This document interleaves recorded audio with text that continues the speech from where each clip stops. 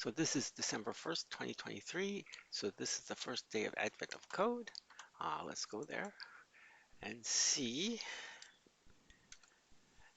Now this is my second account. I have already done the first one on my main account under the covers embed on my Android tablet. But this is a reconstruction of doing this. Um, and I'm going to start up in Emacs. This is the same version of Emacs. So we're just going to switch back and forth between these two. So I'm going to open up a file, AOCA 2023-01.el. EL stands for ELISP.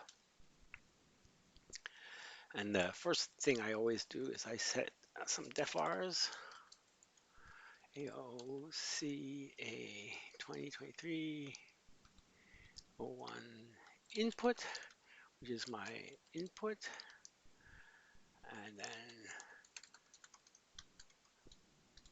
sample. Actually, I usually call it part 1 sample because there's sometimes a separate part 2 sample. In fact, I'll put a part 2 sample here. And then basically the idea is to write a function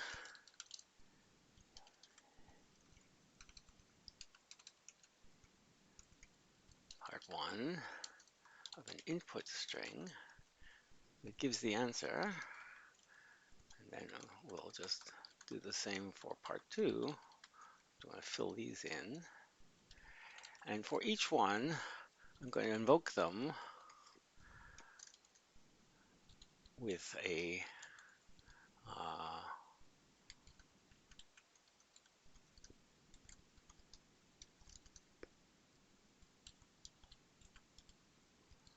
first the sample,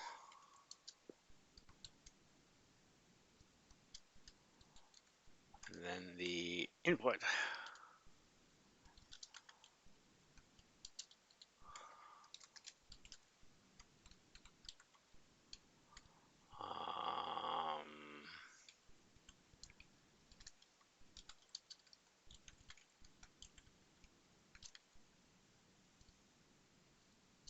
So this is the bare bones of what we're going to implement. So what's the problem?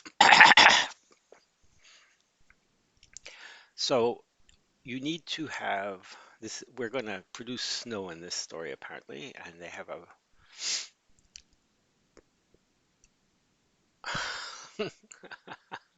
So the elves are sending you somewhere, and they're sending you somewhere, you being Santa, by a trebuchet. And as they discover that their calibration document has been amended by a very young elf who apparently was excited to show off her art skills. Consequently, the elves are having trouble reading the values on the document. The calibration document consists of lines of text. Each line originally contained a specific calibration value that the elves now need to recover. For each line, the calibration value can be found by combining the first digit and the last digit in that order to form a 2-digit number. So nicely, they have an example. So this is going to be our first sample input. And I should be able to just copy that and paste it.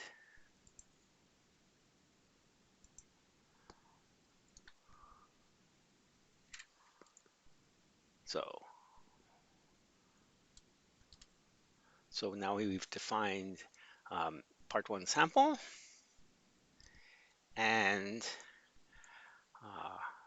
so this one has a first digit of a 1 and a 2 to give us 12, a 3 in here, and an 8 to give us 38, 1 and a 5 to give us 15, and a 7, and that's the only one, so the first and last are the same, which is an interesting point, which gives us 77, and the sum of all of those is 78. So let's write a function that does that.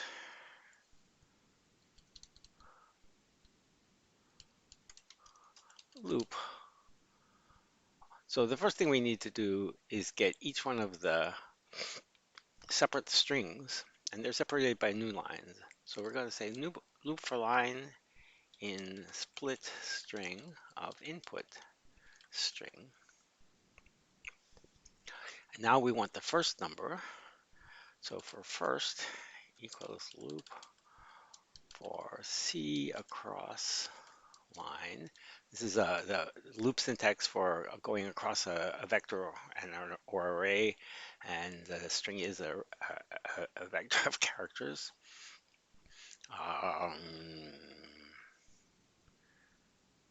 When member, no, sorry, position C 0, 1, 2, 3, 4, 5, 6, 7, 8, 9.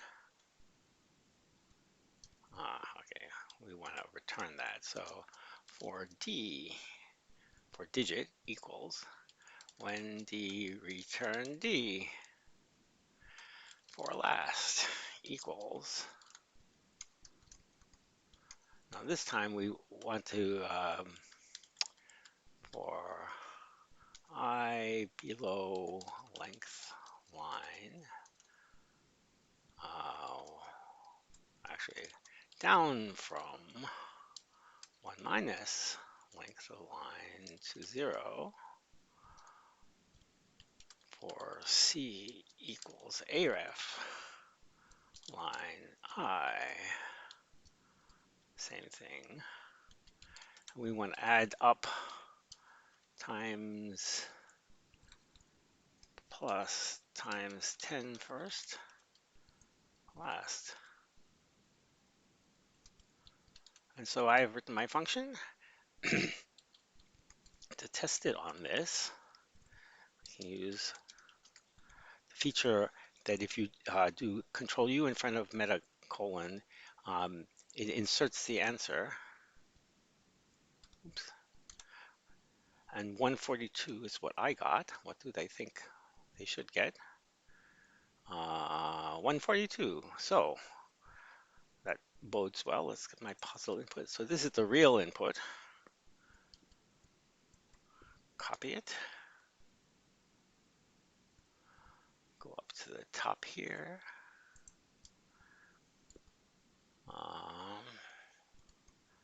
Define that variable.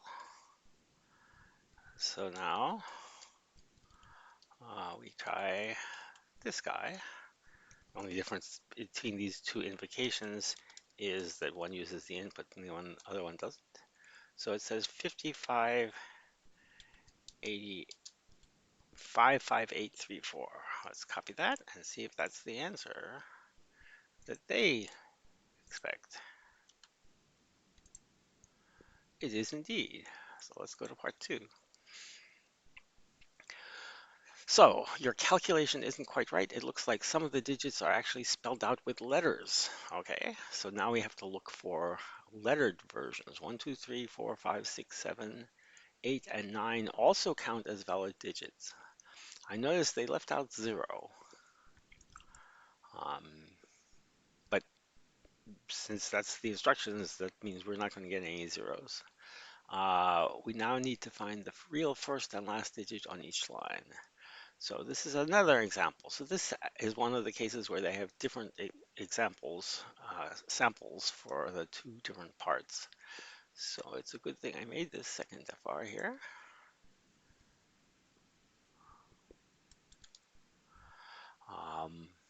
Now,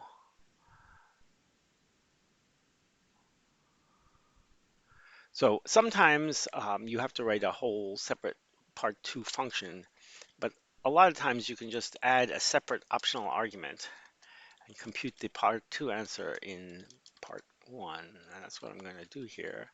So this is just going to be one part 1 of input string with a T that says we're doing part 2.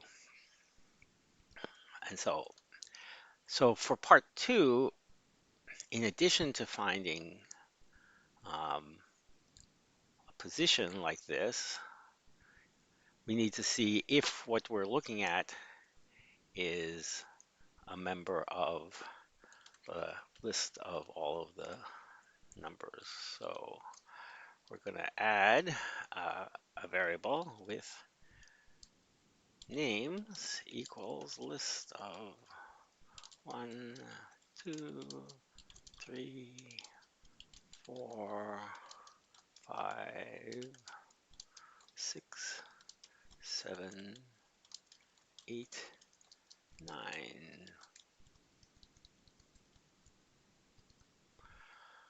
So that means for the duration of the loop, we'll have that list at our handy.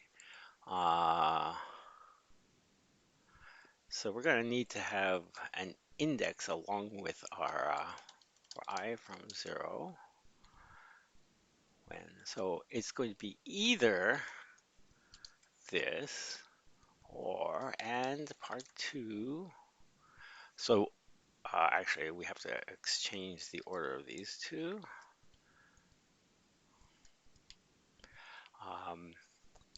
So we don't do this and clause if we're in part 1. So that means that the part 2 variable will be nil, which means that the and will return nil.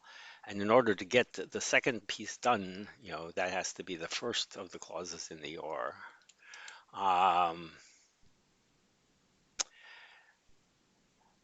So we have to have part 2. Let's see, we also need for len equals length line. We need I to be less than, oops, no. So if it is part 2, we want to loop through all the names. Loop for name in name with namelen equals length name.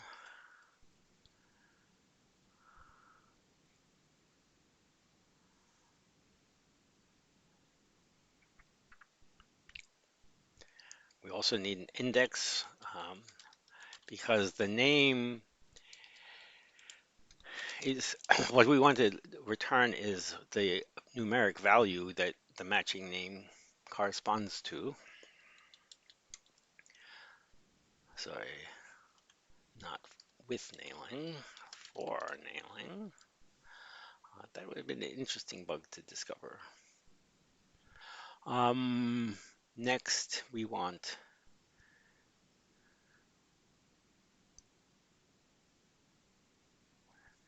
when and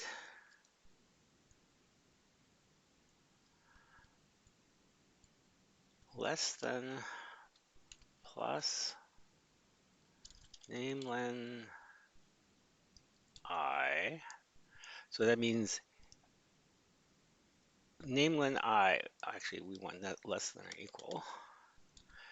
Name length plus I, which is the index we're looking at, is less than or equal to len, so that it fits in the string. So if we're near the end of the string looking for a long name, we don't try to do and then we can say equal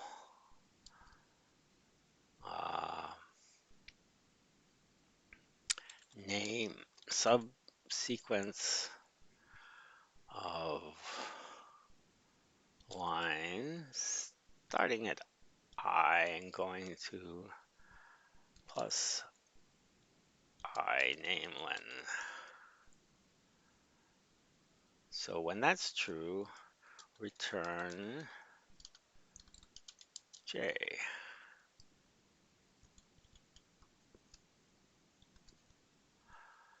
So going up one.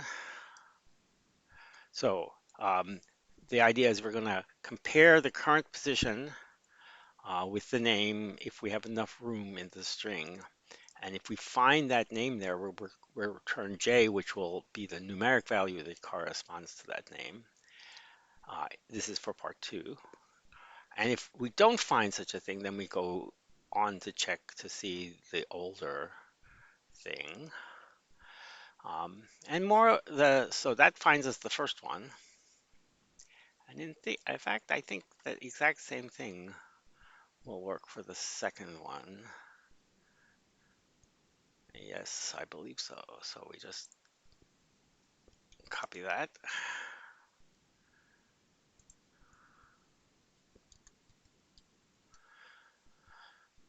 And I believe we're done.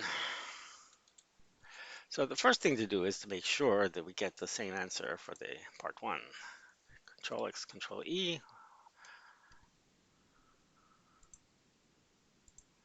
Control X, Control E. Yep, okay, so we haven't changed the part one behavior. Let's see what we get for part two on the sample.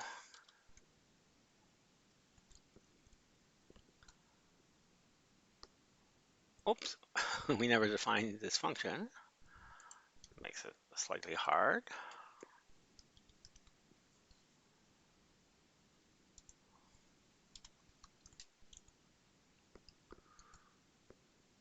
Name.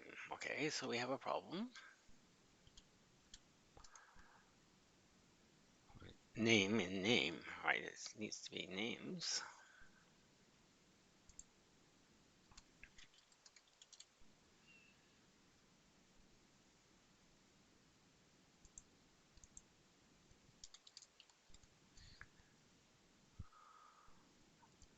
Did we not compile it?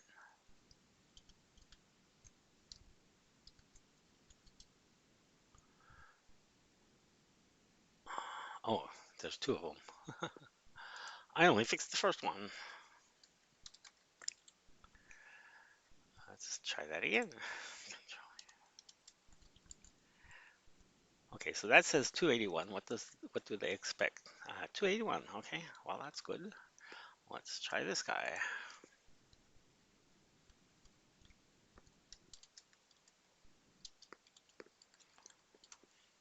53221.